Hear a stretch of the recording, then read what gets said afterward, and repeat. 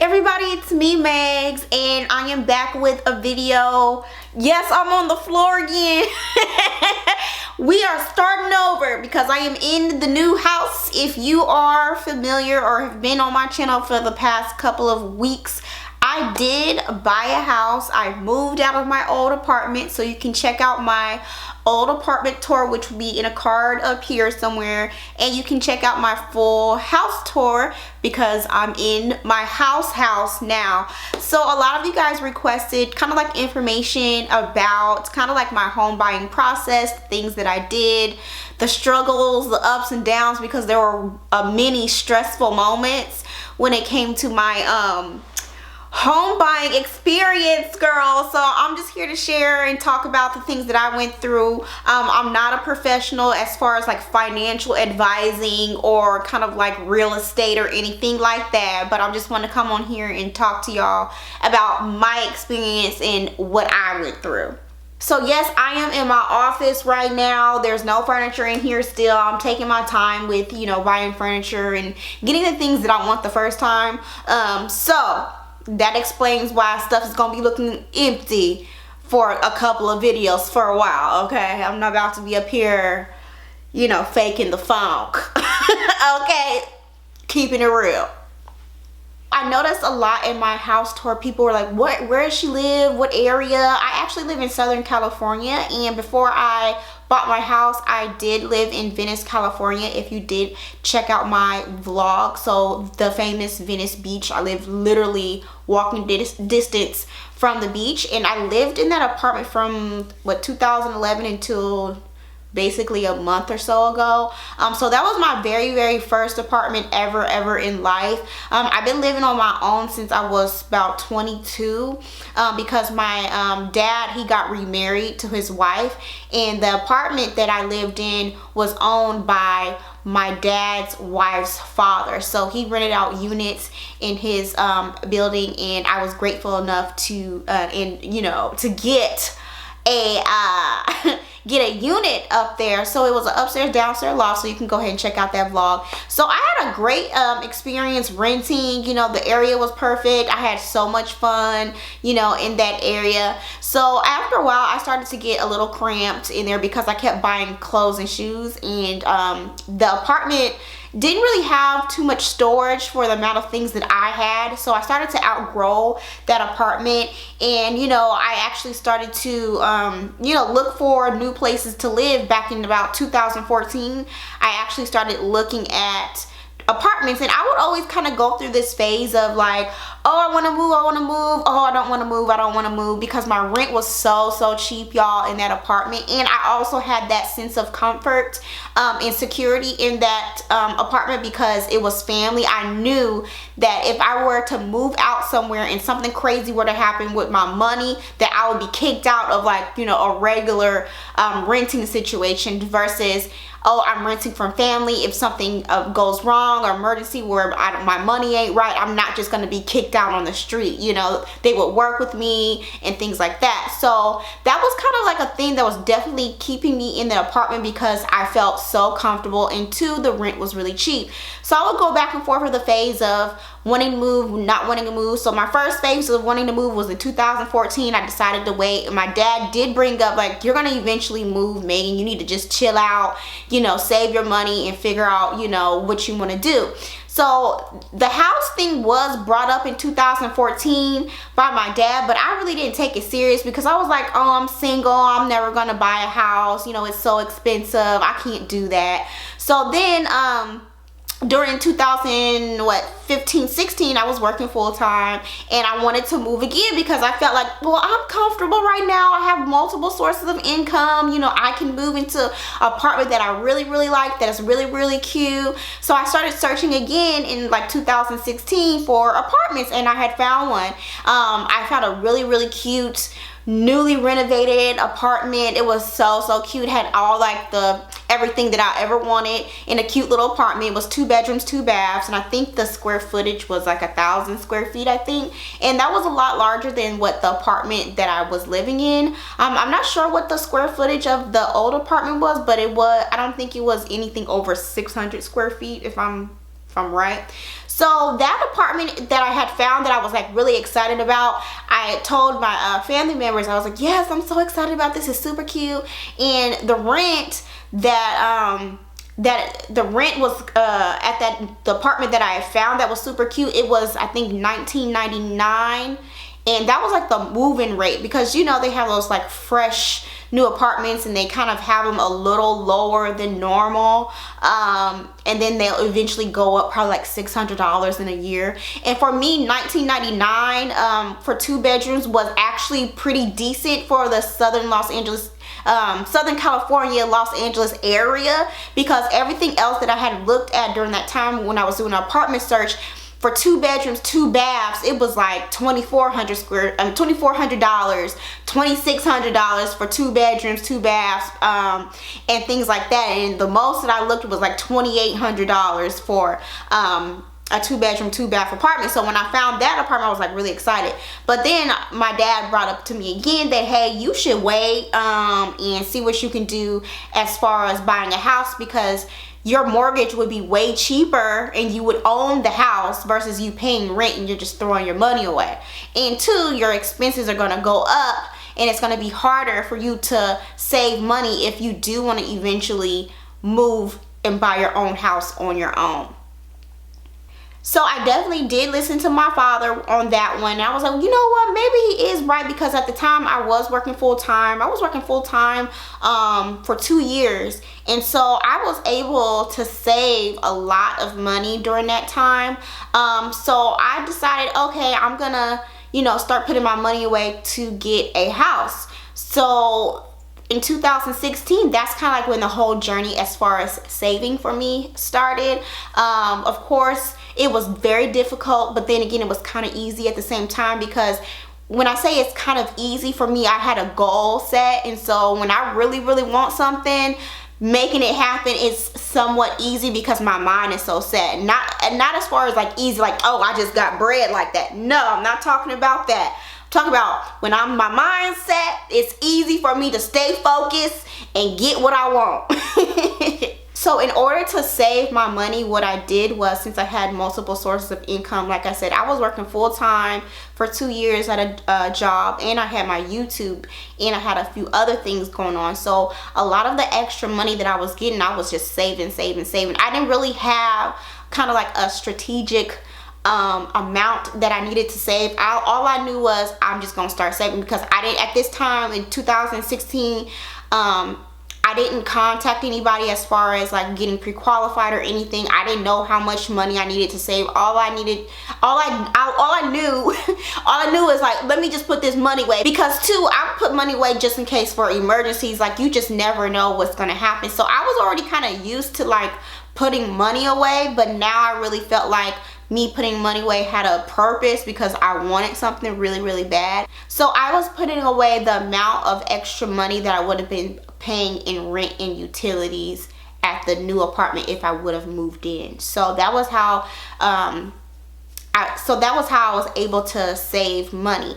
So I was on track with saving, putting my money away, making extra money, and doing what I needed to do. But in August 2016, I stopped working full time. So during that time, I was kind of like a little worried, because I was like, oh no, this is kind of gonna, you know, slow down my route of, you know, buying a house. So what I did do was, my dad again suggested, he suggests a lot of things for me, that I would go see this financial advisor at my bank.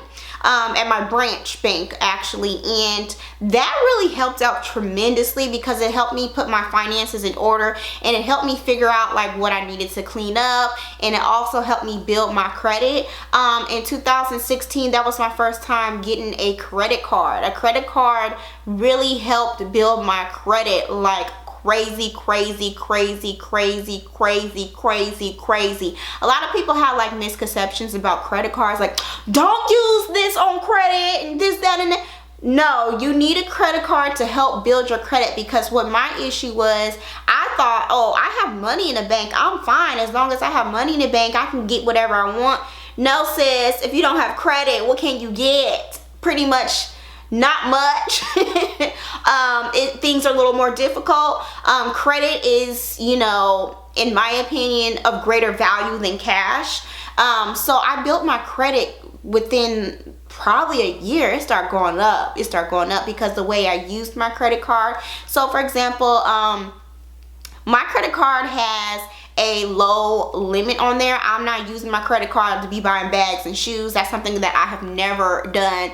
If I wanted like some bags or shoes or something cute like that, I would pay for that kind of like in cash here and there, but I would never put it on my credit card. That's just my personal preference. What I would use my credit card for is like, oh, I'll use this for my gas, or I'll use it for groceries.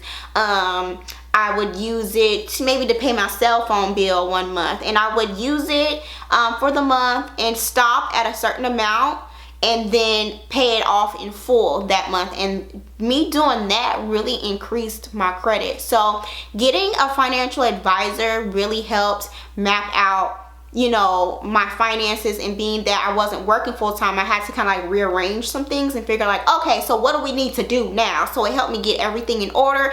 It helped me see how much I'm bringing in, how much can I start saving now, and things of that nature. So if you know, want to just figure out your finances, it's really helpful to get a financial advisor. So I bank with Bank of America. So a lot of banks normally have financial advisors. I don't know about other branches, but I know Bank of America does. And you just schedule a little appointment and see what you can do. Don't go in there feeling embarrassed, because they're going to be all up in your business. They're going to tell you things that you know, need to do or stop doing. And, you know, I listened, and things have really,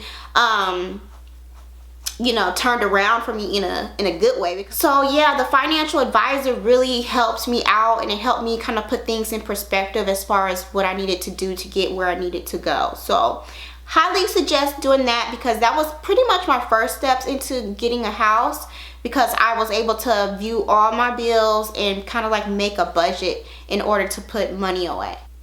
Now you may ask, like, well, how much do I need? It all depends on kind of like the price range of the homes in your area. So that's kind of like how I saved or started to save. I kind of was looking up houses in the meantime. Even before I contacted anyone as far as getting pre-qualified, I would just go on Trulia and kind of see like what I was looking for. I kind of had an idea of what I wanted. First it was like a condo, and then I start looking at, you know, houses. I was kind of leaning towards the condo idea, so I was looking at the price range for what I wanted, and kind of based off how much I needed to save based off of a conventional loan. So I'll get into that a little later. So once I told my dad, I was like, yeah, I think I'm getting pretty close to, you know, having enough saved to kind of like start the process of home buying. So my dad, he had a loan officer that him and his wife used when they went to buy their home, and her name is Francie. She is the best ever, I swear. Francie, I called Francie, and she got me into the process of getting pre-qualified. So getting pre-qualified is kind of like they look at all your finances and your tax returns and all that to see kind of like where you qualify as far as how much of a loan that you can get, where you will be able to afford it. So I was so nervous when I called her, because, you know, I was actually ready to get a house probably in 2015, 14, but I kind of procrastinated, because when there was like a big change in my life, I kind of procrastinate and I'm fearful. So I was like, man, I could have did this a long time ago when she actually kind of went through everything. So I was like, oh, I should have did this a while ago. But she kind of looked through everything, and she said, okay, things are looking great. You're pre-qualified, so you can start your home search. I was like, oh my gosh, I cannot believe it, because it was just something that I never thought I would be doing single, being by myself. And when I say single, I'm not married or anything. I don't have a husband where I can combine my, you know, finances with anybody. So I was just so surprised. I was like, oh my goodness, I did it. Like, I cannot believe this has finally happened. So I did cry that day, because I just thought that it would never happen for me, because I went through so much to get to this point in life. So I actually started my home search. So I actually, that very day, because before I was like, you know, looking at houses and, you know, just searching, looking up stuff, kind of like with anything that I do. Like if I want some shoes, I kind of like research them a little bit. Or if I want a bag, I research it. So I went on Trulia and just started like looking up areas that I could get the most for my money. Okay, because Los Angeles County, the houses are very, very expensive. Okay, they're very, very expensive. And so I started to kind of like search a little out, searching the surrounding areas, and I was able to find something that I really liked. So at first I was gonna get looking at condos. I was really just set on getting a condo. I was just like, yes, it's just me. I don't feel like I need a lot of space, but I want something that I can own, that I can gain equity on and own, and it be mine. So I actually did find a condo that I really, really, really, really liked. It was super cute. It was just enough for me because I like the condo idea of it being gated and, you know, the neighbors are kind of close by because I live by myself. So I actually really like that idea. But for some reason, the first condo that I found, it did not work out. There were other bidders. It was, you know, it was just a mess. So I was like so close to like signing the papers to get the ball rolling on that condo, but it was like that last minute, it just didn't work out. So I was like, man, okay. So then another condo in that same complex opened up. It was just, it was the same model and everything. And that opened up, and it was actually cheaper because with the home, with the pre-qualification, you want to find something in your price range. You don't want to go above and beyond because you want to be able to maintain your lifestyle and not live above your means.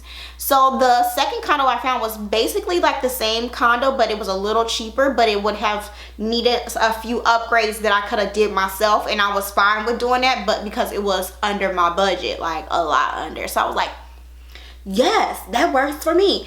And somebody bought that, snatched that up quickly. So I was so bummed. It took me about, as far as my home search before I found this house, it took me about probably like 4 months or so. So the realtor that I originally had, she was okay, but I felt like I wasn't really seeing the things that I wanted in the houses that she was showing me, in the condos that she was showing me, because a lot of the condos that I was looking at had a high HOA, and it just wasn't gonna work for me. It was just too expensive for my liking, because with me, how I've always lived, I don't want to be doing the absolute most where I can't go out to eat, or if I want to go on a trip somewhere, I want to be able to up and go if I can. I don't want to be living, you know, so tight, like, oh, if I can't do that, you know. So I'm very mindful with that. So the condos had a HOA fees, and what that is like, it's a, how can I explain it? It's like a fee that you pay on top of your mortgage for, maybe like if your condo had a golf course, because the condo I was looking at, it had a golf course. It had like an on-site restaurant there. It had like it was basically a country club. So you was paying for all those extra amenities. You were paying for like the gym and all that. So I was like, you know what, I'm done with that area. Thank you, girl, for your help and your services. And I kind of went back to square one with searching for houses myself, and I went back on Trulia and I just started searching, and I actually found some stuff that I wanted. So I was like, okay, a new construction will be good for me. So I'm just gonna do that. I'm just gonna go for a new construction, because one, I don't have to put no money into this house for a while as far as changing stuff, ripping up carpet, painting. I didn't want to do none of that. I just wanted to move in and to be nice and done. So I found a new realtor, and he was on point. His name was Ryan. He was on point. He had like this little chart thing, and I kind of filled it out as far as like what I'm looking for. I wanted at least 3 bedrooms because I wanted a house that I could grow in. Being single, I wanted to either be able to grow into it or eventually rent it out if I wanted to do that, right? So he started showing me stuff. This was around probably June time frame. I started looking around April. So around June, I started to searched the new houses, the single family homes, and everything was on point. And he took me to this new construction neighborhood. He was like, I think I know what you're looking for. And this area that I'm living in right now was the very, very last area that he showed us on the kind of like the home search tour and everything. And I was like really, really impressed, because I was like, yes, this is exactly what I wanted. So we went into the model homes, and at first I was looking at a smaller house, which is really cute. It was like a ranch style, so it was slightly smaller, and I felt really comfortable with that because I didn't want a whole bunch of house with it only being me. You know, I don't have any children, so I was like, I'll just get this, you know, this is fine. And then I was on FaceTime with my dad, and I was showing him kind of like the area, because the way the model homes were set up, they were all in a line like this. So I was like, yeah, I just went in this one, and I showed him. Then he was like, yeah, that one's cool, but what's that over there? I was like, what you mean, what's that over there? And I wasn't even looking at no larger homes or nothing. He was like, you need to go in there and see what that's about. I was like, okay. And I was just like really, really overwhelmed, because I've never been a homeowner before, and it just seemed like a lot of house for one person. So he was like, you need to go over there and see what that's about. And I went in the model home of this house. At the time, it was just a shell. It wasn't really much done in there, but I could just see the space and the layout. So I was like, oh, okay, I could probably do that. And my dad was like, you need to do that one, Megan. You need to see what that one's about. Get the information on this one. I'm like, okay, all right. So I went and got the information, and you know, I thought about it for about a week, and then I called Ryan back, and I went back up there, and I actually went and picked out my lot. So with it being a new construction, I actually, in a way, I didn't build this house from the ground up, really. I didn't like say, oh, this is my design and this is it. I picked out the lot that this house was going to be here anyway, but I came here just in time to where I was able to pick out some upgrades if I wanted to do that. So I picked out my upgrades, I picked out my lot, and that was in June. And the estimated time of this house being done was supposed to be in November, but they actually finished it earlier, like mid-October.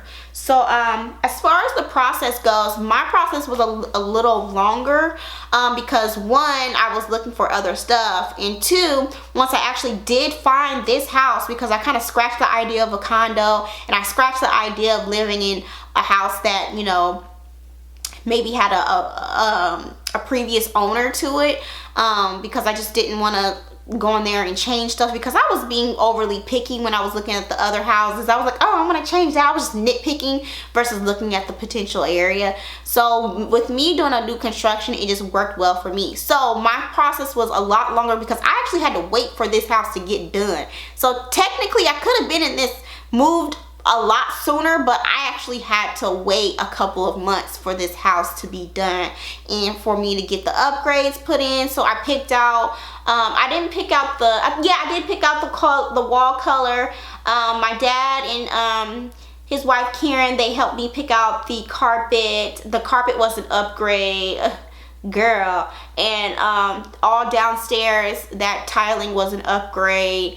And I picked out my splash and a couple other stuff. So I was able to pick out a lot of the stuff. So with that being said, I did put down my down payment to hold the lot and hold the space and all that. And I started the process. So with the process, I actually had to in order to get qualified for the loan, because mind you, I'm already pre-qualified, so I was free to go look at stuff in my price range. So if you do find something that's over the loan limit, you do have to come out of pocket for that. So girl, what I had to do was I had to send in my taxes. I had to send in bank statements. I had to send in my any kind of debts that I have. Like, for example, if you have a car note, that's considered a debt. So they kind of want to look at all of your bills and make sure you're current on everything. Make sure you're not delinquent. They run your credit, girl. They ask for your bank statements like 3-4 times. They look through everything. So there was like this phase where you kind of turn in all the information that they request of you, and then you kind of go into underwriting, where they kind of fine tooth and comb everything. Even if you have like one little thing in your bank statement that's kind of like questionable, they'll ask you to clarify it, and you have to send in a letter and sign it and explain what that was. I had to confirm deposits, like anything over a certain amount of money. They're like, okay, whoa, what is that, and why is that, you know, in there? Or they'll question like, why did you take that much amount out? Or if you like accidentally forget about a bill that you had, and like if you have multiple accounts and one account goes into like, for whatever reason it got a overdraft, they want to, you know, they need to know why was you overdrafted, something like that. What else, girl? They want to make sure that you're not using a whole bunch of credit. So if you do have your credit card, this is the only thing during this time. You know how I said earlier that you use your credit card to gain credit. During this time when I was kind of like processing to get my loan, to get my actual loan qualified, I didn't use my credit card for about a month and a half. Okay, so you don't want to put anything on credit. You don't want to buy anything new where you accrue new debt. So for example, don't buy no new car.